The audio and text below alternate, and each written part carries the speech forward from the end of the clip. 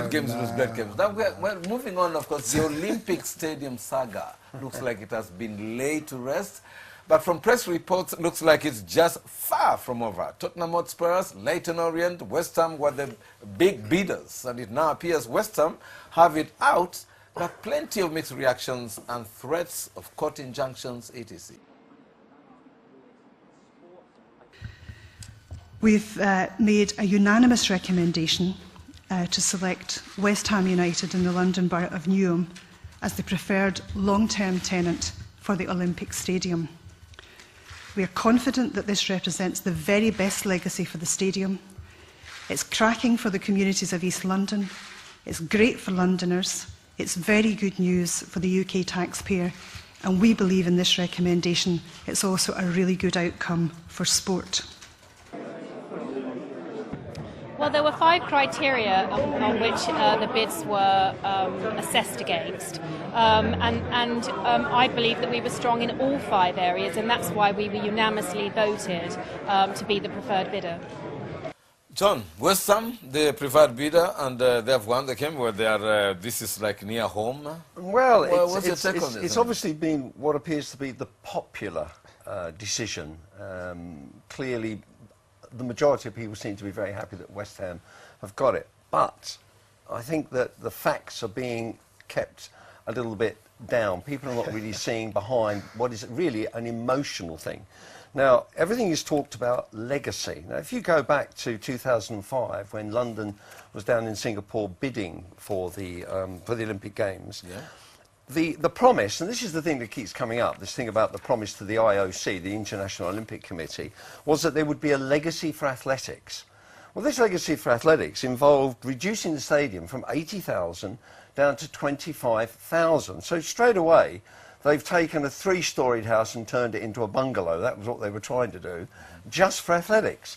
Now, clearly, once we got to this stage now, we realised, or rather the Olympic Park Legacy Committee realised that it wasn't viable just to have athletics, because unfortunately there is no evidence to show that athletics can fill a stadium of even 25,000 on a regular basis throughout the year. We have one meeting in the year, the International Grand Prix, which could actually put in 25, 30,000, but 25 or 30,000 in a 60,000-seater stadium is going to be completely lost. Yeah, now, all the talk is about legacy and community. Well, okay, clearly the Olympic Stadium is in the Olympic Park and it looks great. And they're talking about inspiration for the future generations of our children to be, you know, to aspire to taking part in sport and so on.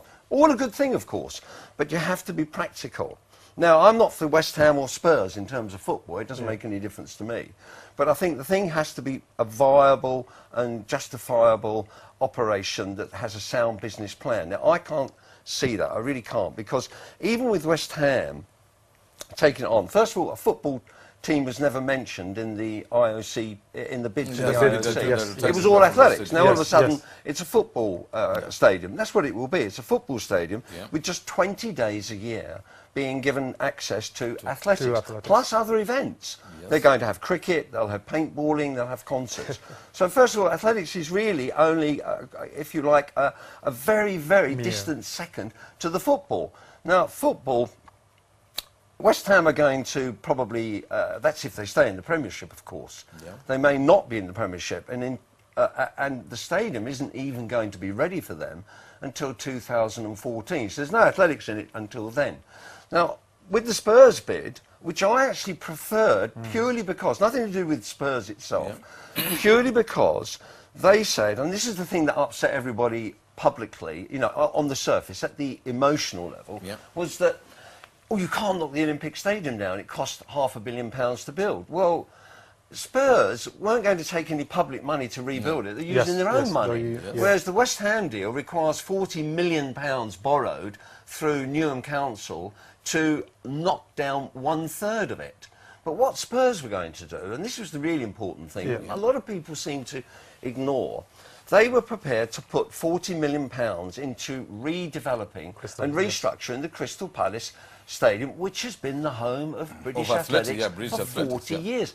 World champions, fantastic meetings, world records there, all the great sportsmen in the past. And when they talk about, you know, children will be inspired by being in the Olympic Stadium, no.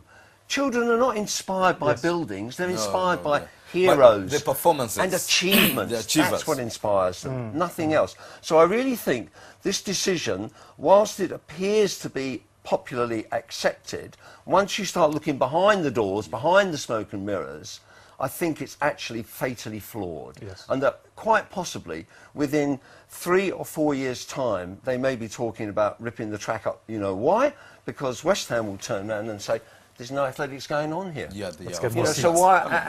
And what about the fans? Football and athletics tracks don't mix as far as the fans are concerned. So there is a huge problem here. Yeah, there is a problem. And so, Simon, did you have any takes on where you were, any of the teams? I think I totally agree with him. On paper, I think the Tottenham bid was far better. They were going to invest much more in athletics than I think West Ham would have. And the idea that they didn't need further funding, per se, borrowing, to actually make the Olympics work, and they're even going to offer it to Crystal Palace to raise it for athletics. And they were also going to put money into grassroots development. Now, you see, that's not happening with West Ham. With the West Ham. And they've never mentioned the warm-up track, which is beside it. Now, look what happened at Manchester. Manchester City plays in the Commonwealth Games Stadium. The minute the Commonwealth Games were over, this wonderful, beneficial thing for the community, they ripped the track up, and in comes a football team. Why? Because they had the money to pay for it and create all the infrastructure around it, and create jobs in the local community. What did athletics get? It got the warm-up track. They can't even fill that up for the televised meeting. So I mean, how ridiculous is it?